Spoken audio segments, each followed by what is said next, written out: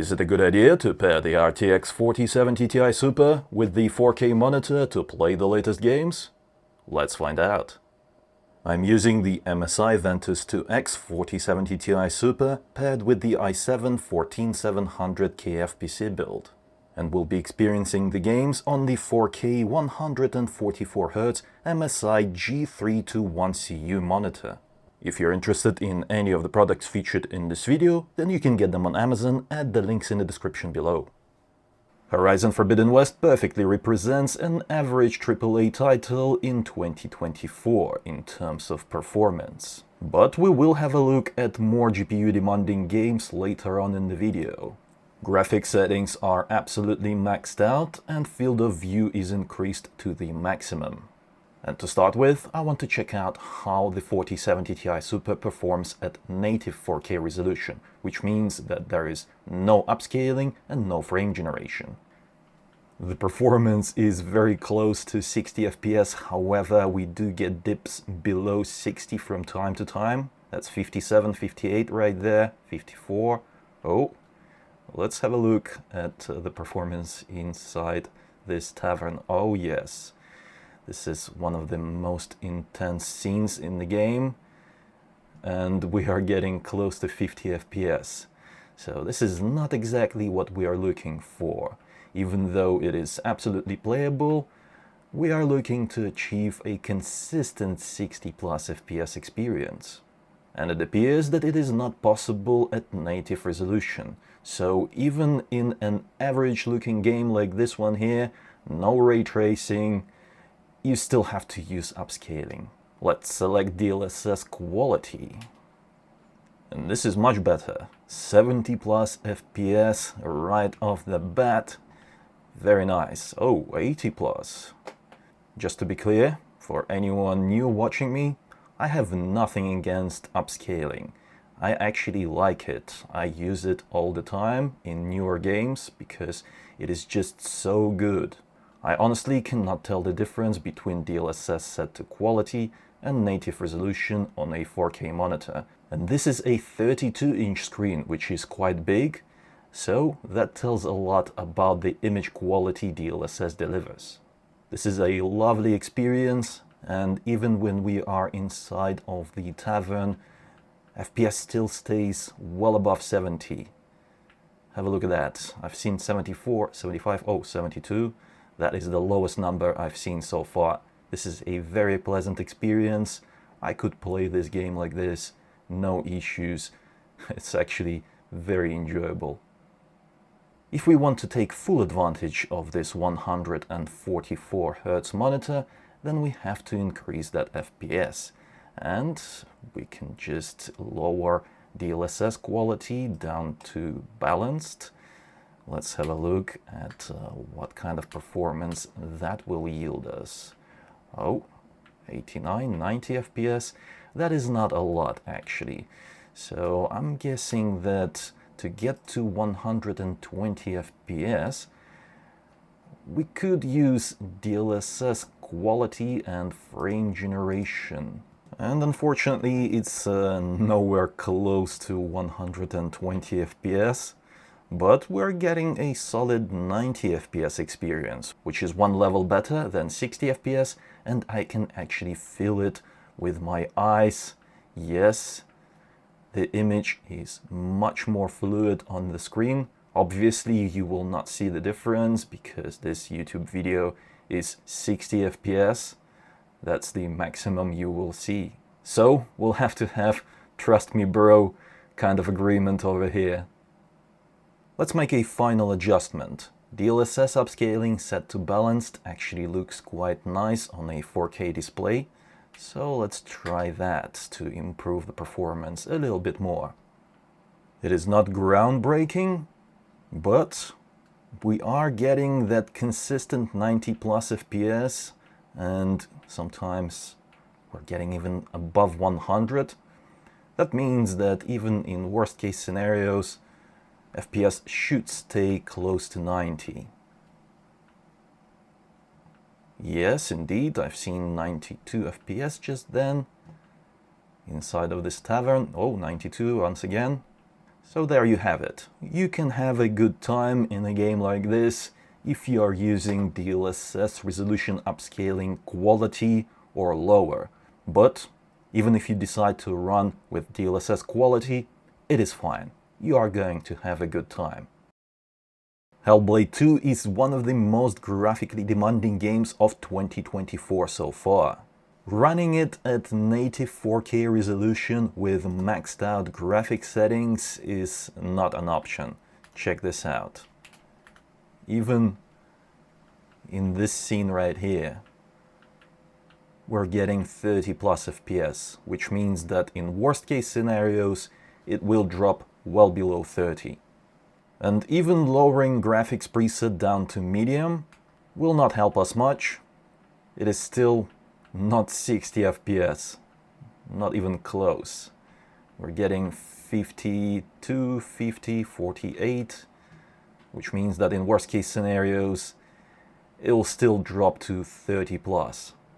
We're starting to see a pattern here. While using the 4070 Ti Super, you just have to use resolution upscaling as well as frame generation in some scenarios if you want to max out your graphic settings and have 60 plus FPS. Let's try this. Highest graphics preset and DLSS set to balanced. No frame generation for now, but we'll take a look at that later. In this area, we're getting 70 plus FPS, even 80 plus in some scenes. This is nice. But now we are approaching one of the most graphically demanding areas in the game, and the 4070 Ti Super is not doing great in this scene. Have a look at that. 50 plus FPS, 51, 50, 48. Not great. There's two ways to improve experience from here. We could either lower resolution upscaling further, down to performance, or use frame generation. Personally, I do not like using performance on a 4K screen because we are starting to lose some of those finer details. I just don't like going below balanced on a 4K screen. In my opinion, the best decision is to enable frame generation. And that solves our image fluidity problem. Take a look at that. 70 plus FPS. Very nice. And controls latency is absolutely fine. Camera movements are very responsive. I think that this right here is the best experience you can get with the 4070 Ti Super on a 4K display. The First Descendant is a brand new looter shooter free-to-play game that was built in Unreal Engine 5, and it looks amazing. That takes a toll on the performance. Just take a look at the FPS counter. We are at 60 plus right now, however, it can quickly drop below 60 in some areas. And we're not at native resolution. We are already using DLSS quality. Yes, graphics settings are maxed out, however, ray tracing is disabled, which means that if you want to use ray tracing, that will take a lot more than the 4070 Ti Super has to offer. I think we should lower that resolution upscaling quality to balanced in order to get a consistent 60 FPS experience. And here we go. Consistent 60 plus FPS, 80 right now, but I think it will drop in just a little bit as soon as we start fighting. Oh, there we go. It's a big fight. A lot of enemies. And the FPS stayed above 60. Nice. It's a good experience.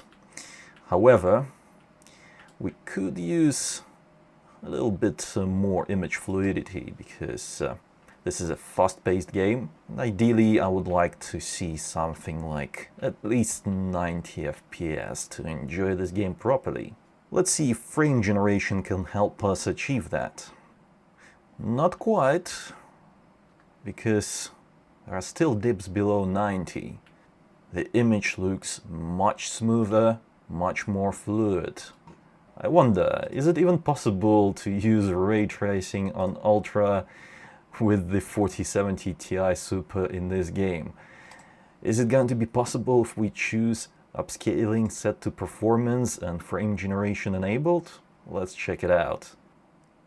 Surprisingly, it is kind of okay. 90 plus FPS? Not bad. And controls are very responsive. Oh my god, I'm getting absolutely destroyed by these NPCs. Oh, but yeah, this is actually a pretty enjoyable experience. It's nice and fluid. I don't have an issue with it. And because this is a fast-paced game, I have no time to be looking at finer details, so using DLSS performance doesn't bother me as much in this particular game. Oh, look at that.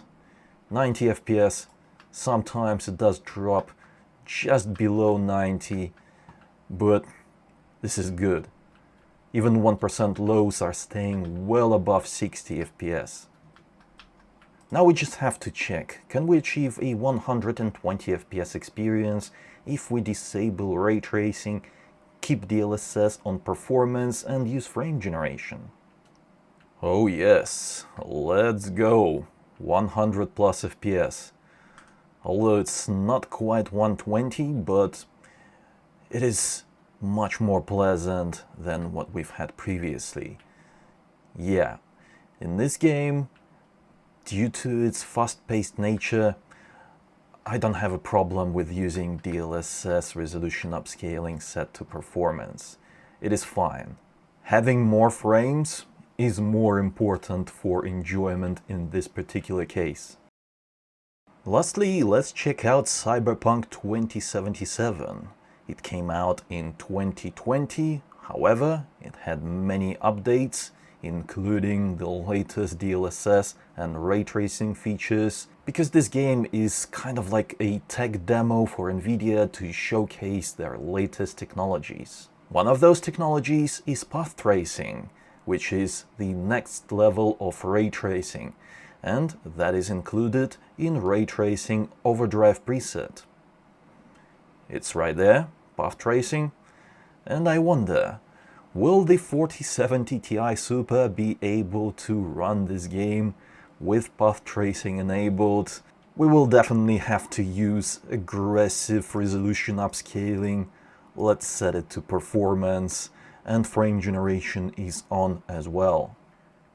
These settings are extremely GPU demanding, and the fact that the 4070 Ti Super can still run this game with path tracing enabled, even though we are using aggressive resolution upscaling, is kind of amazing. We're still getting 60 plus FPS. Not bad. However, there is a lot of ghosting I can see on those NPCs. There's just trails behind some of them. When you look at like a light background and a dark NPC, you get that little bit of ghosting from time to time. It doesn't always manifest, but when it does, it is just breaking my immersion, so I don't like that. Maybe that ghosting is caused by ray reconstruction? Let's disable it to find out. Another thing I'd like to point out is that controls don't feel right. They don't feel responsive because we have low base FPS and we are generating frames on top of that. Because this is a shooter game, I'd like to have a little bit more responsiveness in my mouse movements. But as for the ghosting, it looks like it's still there, but it's much less pronounced. So I'm guessing that ray reconstruction does introduce that strange ghosting effect. Well, at least using the 4070 Ti Super. Overall, it is not a pleasant experience. Maybe we can have a better experience using Ray Tracing Ultra preset. Let's select DLSS Performance once more and frame generation enabled. Oh, and yes. Oh, this is much nicer. The game still looks beautiful with ray tracing.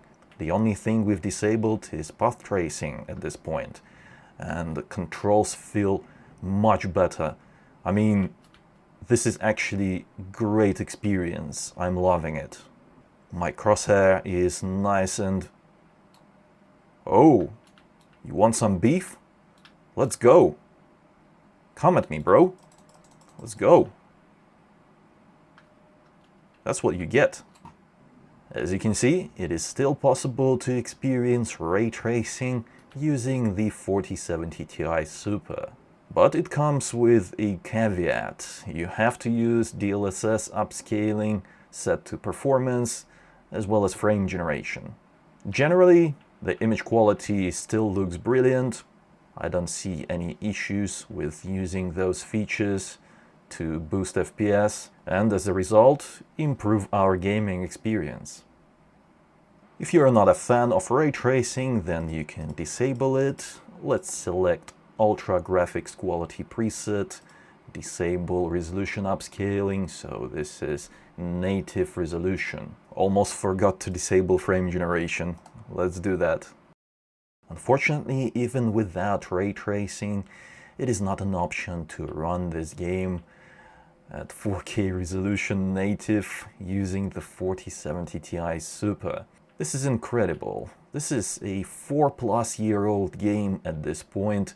You just have to keep in mind that even some older games will be very GPU demanding and you'll still have to use DLSS. The only thing is that resolution upscaling doesn't have to be as aggressive as if you're using ray tracing. Let's, for example, try DLSS set to quality. And that is not enough. We're getting 40+ FPS, so I still have to adjust some settings. Let's use DLSS balanced. And that is still not enough. We are close to 60 FPS, however, as you've seen just then, we're getting dips below 60 from time to time, so that is not ideal. Oh, 58, 57 over here. Yeah, not great. It is insane that even without ray tracing, we still have to use DLSS balanced and frame generation. Let's see. Will that be able to bring us that 60+ FPS experience consistently? And there we go.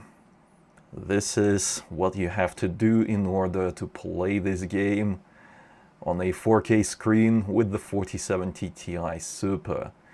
You still have to use frame generation and DLSS set to balanced, even though ray tracing is disabled. Ultra quality preset is just too demanding in this game. I wonder if we lower graphics preset too high, which still looks amazing, will we be able to achieve a 60+ FPS experience using NVIDIA DLSS quality and without frame generation? Let's take a look. And look at that difference. Yeah, we are now at 80+ FPS. Oh my god, that ultra graphics preset is too demanding. And I can't really say that the game looks any worse than it did on ultra.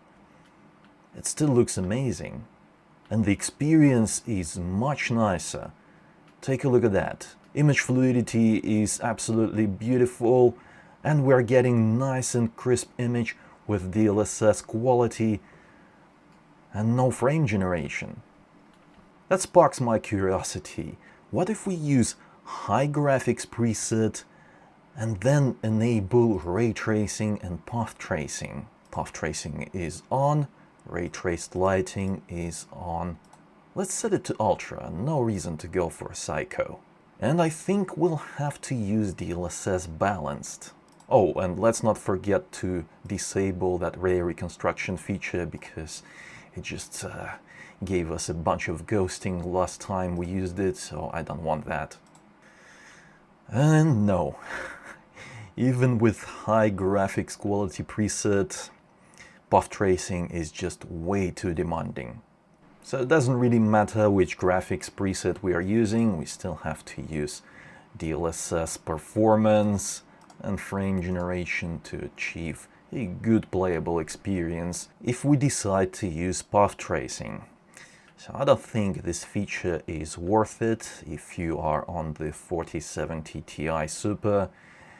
It is okay to use if you have a much more powerful graphics card, like the RTX 4090, but with the 4070 Ti Super, I would stick with normal ray tracing. Path tracing is just not worth it, because we have low base FPS, and other frames are being generated to get us close to that 60 FPS experience. You can really feel it in controls. When you're panning the camera, it is not as responsive, and because this is a shooter game, I like my controls responsive in this type of game, because I'm not using a controller, I'm using keyboard and mouse. I need that responsiveness to land headshots. In conclusion, the 4070 Ti Super is indeed a good pair to the 4K gaming monitor. I had a blast playing the latest games using this graphics card. Highly recommend it. Mainly because it has 16 GB of memory. Unlike the 4070 Super, you will not run into any issues with memory when you are trying to use frame generation as well as higher graphics presets in games. I have a 4070 Super in my personal PC, and I'm playing games on a 4K screen as well, and I'm telling you that I've encountered numerous problems caused by lack of video memory.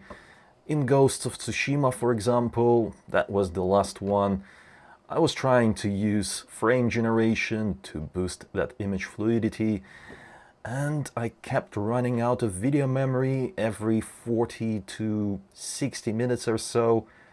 It's just not pleasant. With this 16 GB card, I had no such issues. I guess Nvidia wants us to pay more for just a simple peace of mind. If you're interested in any of the products featured in this video, you can get them on Amazon at the links in the description below. And I hope you enjoyed this video and will reward it with a like. Also, let me know in the comments below, what do you think about all this? And if you haven't already, make sure to subscribe for more videos like this.